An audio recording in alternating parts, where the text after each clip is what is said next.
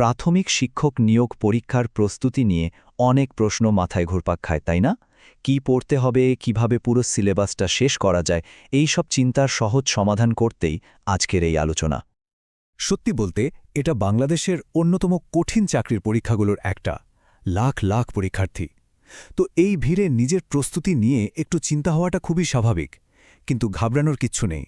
একটা গোছানো আর স্মার্ট পরিকল্পনা থাকলে এই পরীক্ষাতেও কিন্তু দারুণ ফল করা সম্ভব। তো চলুন আর একদম দেরি না করে সরাসরি মূল আলোচনায় ঢুকে পড়া যাক। আমরা ধাপে ধাপে এগোব। প্রথমে দেখব পরীক্ষার ধরন, তারপর বিষয়ভিত্তিক সিলেবাস, এরপর প্রস্তুতির কার্যকর কৌশল এবং সবশেষে থাকবে কিছু বই আর জরুরি পরামর্শ। যে কোনো লড়াইয়ের আগে তো রণক্ষেত্রটা চিনে নিতে হয়, তাই না? তো আমাদের প্রথম কাজ হলো পরীক্ষার ধরন আর নম্বর বণ্টনটা পরিষ্কারভাবে বুঝে নেওয়া। চলুন সেটাই আগে দেখে নেই। দেখুন, মোট ১০০ নম্বরের পরীক্ষা।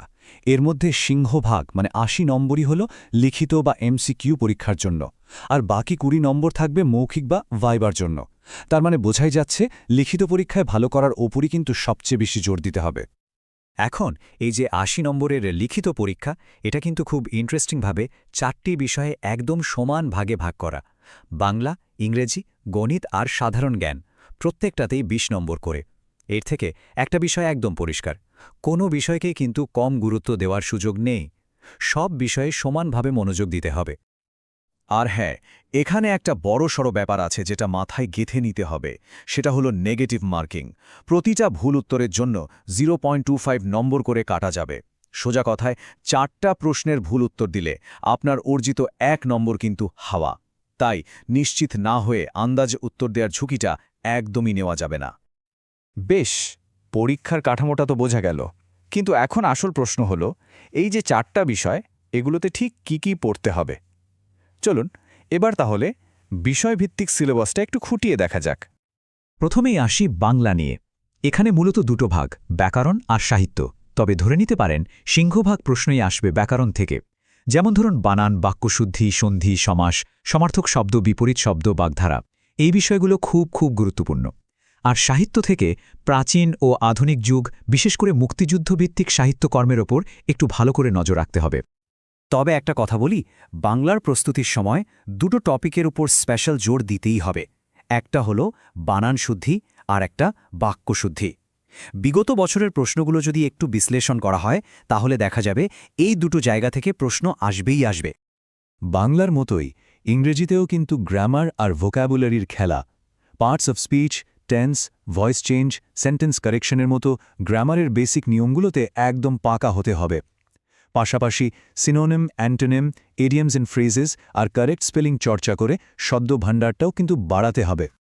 আর যদি বলেন ইংরেজি গ্রামারের সবচেয়ে গুরুত্বপূর্ণ অংশ কোনটা, তাহলে বলতে হবে টেন্স আর তার সঠিক ব্যবহার, অর্থাৎ রাইট ফর্ম অফ ভার্বস। আসলে এই একটা জায়গায় দক্ষতা চলে এলে ইংরেজির অর্ধেক প্রস্তুতি কিন্তু এখানেই কমপ্লিট হয়ে যায়। এবার গণিতের কথায় আসি। এখানে পাটিগণিত, বীজগণিত আর জ্যামিতি, এই ৩ অংশ থেকেই প্রশ্ন থাকে। তবে পাটিগণিতের পাল্লাটাই কিন্তু সবচেয়ে ভারী। মানে সংখ্যা, লসাগু, গসাগু, গড়, শতকরা, লাভ ক্ষতির মতো টপিকগুলোতে প্রচুর চর্চা করে গতি আর নির্ভুলতা দুটোই বাড়াতে হবে। গণিতের প্রস্তুতির জন্য একটা ছোট্ট টিপস হলো এটা মাথায় রাখা যে বেশিরভাগ প্রশ্নই কিন্তু আসে পাটিগণিত থেকে। তাই এই অংশে যদি একটু বাড়তি মনোযোগ দেওয়া যায় তাহলে কম সময়ে ভালো নম্বর তোলা কিন্তু অনেক সহজ হয়ে যায়। সাধারণ জ্ঞান বিষয়টা তো আসলে সাগরের মতো বিশাল। তবে ভয় পাওয়ার কারণ নেই, সিলেবাসে কিন্তু এর একটা গণ্ডি দেওয়া আছে। মূল ফোকাসটা থাকে বাংলাদেশ বিষয়াবলী, আন্তর্জাতিক বিষয়াবলী, দৈনন্দিন বিজ্ঞান আর বেসিক আইসিটির ওপর। বাংলাদেশ অংশের জন্য আমাদের ইতিহাস, মুক্তিযুদ্ধ আর সংবিধানের মতো বিষয়গুলো খুব জরুরি।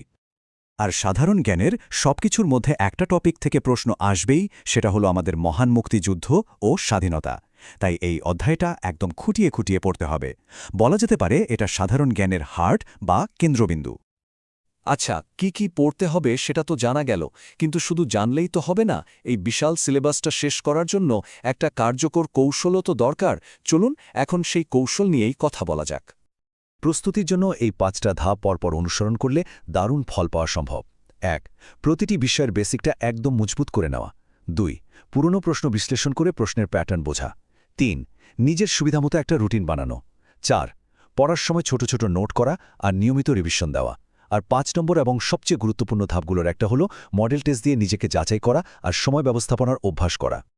একটা ভালো প্রস্তুতির জন্য যেমন সঠিক কৌশল দরকার, তেমনি দরকার ভালো কিছু রিসোর্স বা বইপত্র। চলুন সবশেষে দেখে নেই প্রস্তুতির জন্য কি কি বই কাজে আসতে পারে এবং আরও কিছু জরুরি পরামর্শ।